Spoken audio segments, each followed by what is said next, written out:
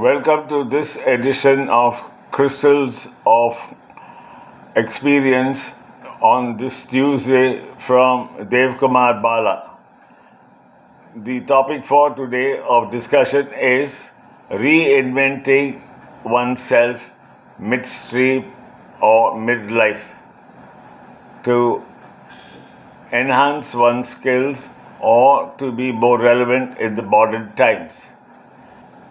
We see that in days of old, especially about 30 to 40 years ago, a person who had a job would get a couple of promotions over the 35 years and be satisfied because his salary was enough to take care of him and his family and cause him hardly any stress, but be a person to be reckoned with and contentedly live as an important member of society and as well as his family.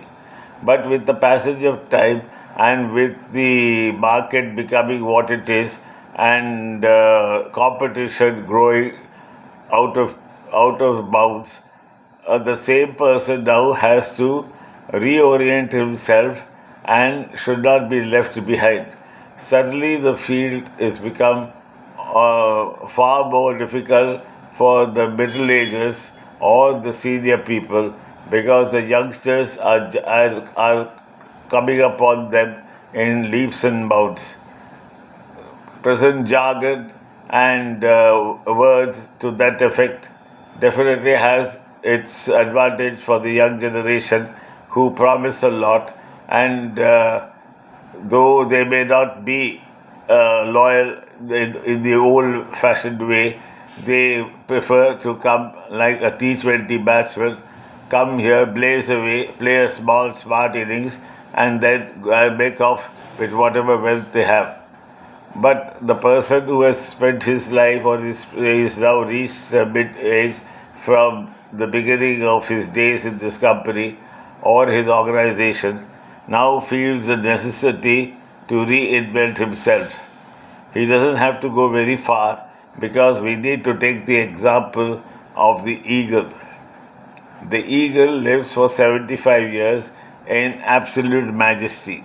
Nobody, no other bird can come anywhere near it as far as its wings spread, as far as its most scary beak, and the hawk-like fangs which they use as which are claws for them. They are a terror because they can fly at great speed, swoop down on things which are more than 2.5 miles away, and come up with that even in the sea, having nice large fish for their food. But the thing is that the eagle also, after a period of time, find that it's an also ran, and being an also ran, it realizes it has only two things that it can do.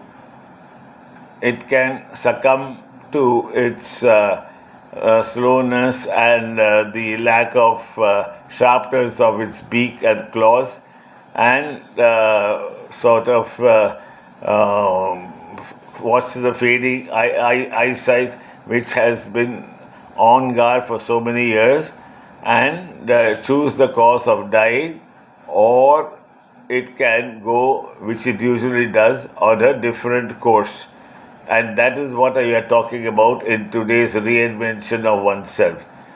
The eagle by itself, the magnificent species, decides to spend 150 days by itself in a mountain away from everybody, and you would be shocked to know that it pulls out its claws, so painful as it is.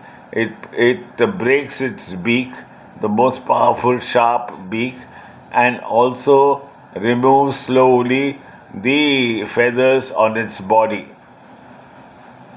What remains of it is the most pathetic part of itself, but it has learned with over a period of time and being an eagle, that is a process of how to become resurrect oneself and become a person again to be feared.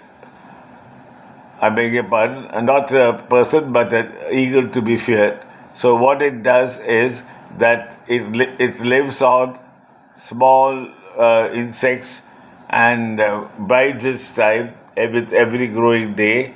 The feathers, the beak, and the famed claws slowly come back to its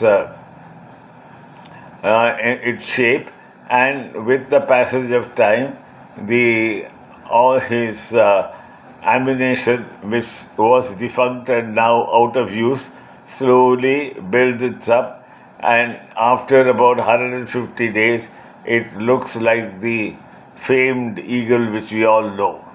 As as that happens, it slowly practices and it makes a few flights, and then it tests its strength.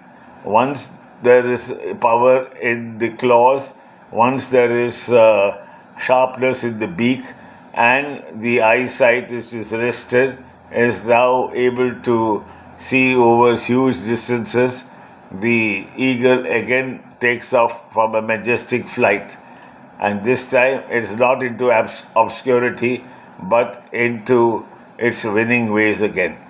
That is how we all human beings need to be. We need to reinvent ourselves.